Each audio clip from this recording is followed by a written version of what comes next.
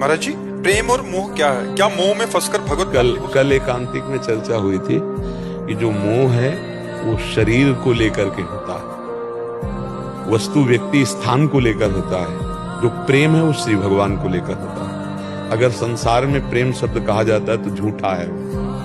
प्रेम का मतलब होता है तत्सुख सुखित्वम, उसके सुख में सुखी होना। ये कहीं नहीं मिलेगा आपको। अगर हम किसी से कहते हैं कि हम आपको बहुत प्यार करते हैं तो हम उससे सुख भोगना चाहते हैं, इसलिए कहते हैं। चाहे रुपए का हो, भोजन का हो, किसी भी तरह के सुख हो, बताओ हम उससे कुछ चाह रहे हैं।